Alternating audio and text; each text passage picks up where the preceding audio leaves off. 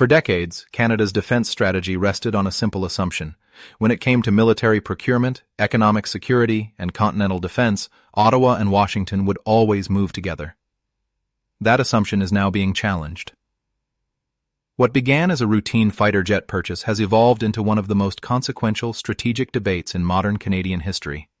At the center of the controversy is Canada's planned acquisition of 88 American-made F-35 stealth fighters, a deal once considered untouchable. Today, it sits under review as Ottawa explores an alternative that could dramatically reshape the future of Canadian sovereignty, defense, and industry. A deal that was supposed to be final. When Canada officially selected the F-35A in 2023, the decision appeared settled. The aircraft had won Canada's competitive evaluation process. It offered unmatched stealth capabilities, advanced sensors, and seamless interoperability with NATO and NORAD partners. The program was valued at roughly $19 billion KD for acquisition costs alone, with lifetime costs expected to exceed $27 billion. Canada planned to replace its aging CF-18 fleet with 88 of the world's most advanced fighter jets. For defense planners, the debate was over. Then, geopolitics intervened. When Prime Minister Mark Carney took office in March 2025, one of his first major actions was ordering a formal review of the F-35 program. The timing was extraordinary. Just one day after entering office, Carney reopened a procurement process that many believed had already been concluded. Why? The answer wasn't about the aircraft itself. It was about trust. The strategic shockwave from Washington. Throughout 2025, tensions between Canada and the United States intensified over trade disputes, tariffs, industrial policy, and economic competition. Suddenly, Canadian policymakers were forced to confront an uncomfortable reality. The F-35 is not merely an airplane, it is part of a deeply integrated American-controlled ecosystem. Software updates, mission data files, maintenance networks, spare parts logistics, and operational support all depend on American systems and American approval. In normal times, this arrangement presents no issue. But what happens when relations become strained? What happens if future governments in Washington pursue policies that conflict with Canadian interests? For many in Ottawa, the concern became clear.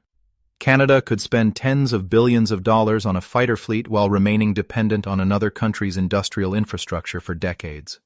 That transformed a procurement question into a sovereignty question. Enter Sweden. As doubts about the F-35 grew, an unexpected alternative returned to the spotlight. Saab and its Gripen E fighter. The Gripen had already competed against the F-35 and lost. Yet the geopolitical environment had changed dramatically. Unlike the F-35 proposal, Saab's offer centered on something Canada rarely receives in major defense acquisitions: technology transfer, local production, domestic assembly, Canadian ownership of industrial expertise. Instead of simply buying aircraft, Canada would help build them, and that difference changed everything. Why the Gripen suddenly makes sense. Critics often portray the Gripen as a lesser aircraft compared to the F-35. That is a mistake. The Gripen E is one of the most advanced fourth-generation fighters in the world. It carries the powerful Meteor air-to-air missile, uses modern AESA radar technology, offers excellent electronic warfare capabilities, and boasts significantly lower operating costs than the F-35. For a country as vast as Canada, operating costs matter enormously.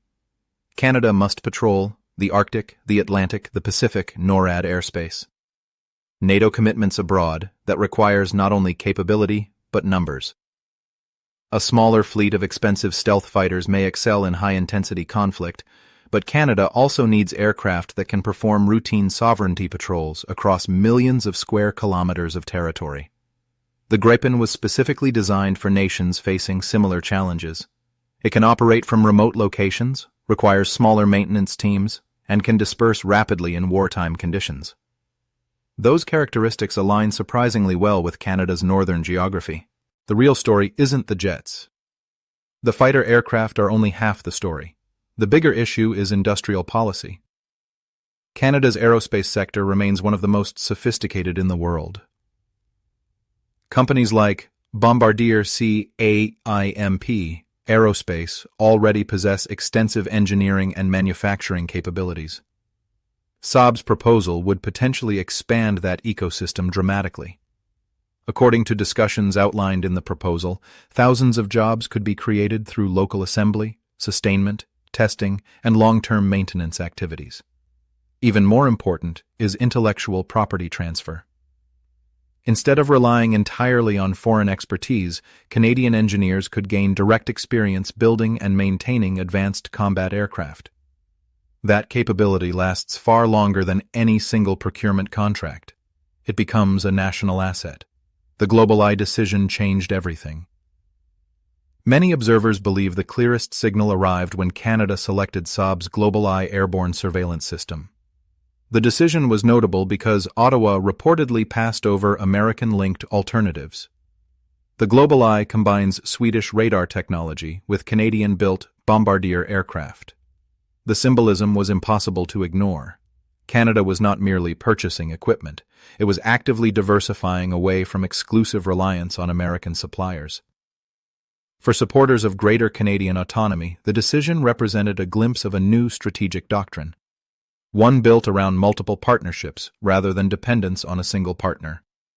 A new Air Force is taking shape. Current discussions suggest several possible outcomes.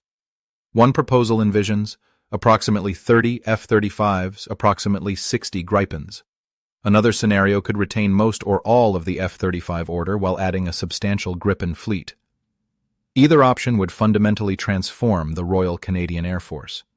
Instead of relying on a single platform, Canada would operate F-35 stealth fighters for high-end combat and coalition operations, Gripens for routine air defense and Arctic patrol missions, GlobalEye aircraft for surveillance and command and control operations. Such a structure would provide flexibility, resilience, and greater strategic independence than Canada's current model. The hidden message to Washington. This is where the story becomes truly geopolitical. Defense procurement is never just about defense, it is also diplomacy. Every fighter aircraft purchase represents billions of dollars, decades of maintenance contracts, industrial partnerships, and political influence. The possibility that Canada could redirect tens of billions of dollars away from American manufacturers sends a message far beyond military planning. It signals that Ottawa is willing to explore alternatives. It signals that economic pressure can produce unintended consequences. And it signals that Canada is increasingly willing to use procurement decisions as strategic leverage in broader negotiations. What happens next? No final decision has been announced. The first batch of F-35s already in production will almost certainly arrive. The larger question concerns the remaining aircraft. Will Canada double down on the original F-35 vision? Will it embrace a mixed fleet? Or will it pursue an even larger transformation that combines American stealth capabilities with Swedish industrial partnership? The answer may define Canadian defense policy for the next 40 years. Final analysis. This debate is not really about the F-35, and it is not really about the Gripen. It is about Canada's future. For decades, Canada's prosperity and security were built on deep integration with the United States. That relationship remains enormously important and is unlikely to disappear. But Ottawa appears increasingly interested in reducing strategic vulnerabilities and expanding its room for maneuver. The fighter jet review has become the clearest symbol of that shift. Whether Canada ultimately buys 30 F-35s, 88 F-35s, 60 Gripens, or some combination of both, one reality is already clear. The conversation itself would have been unthinkable just a few years ago. Canada is no longer asking which fighter jet it wants. Canada is asking what kind of country it wants to become, and that may be the most important decision of all.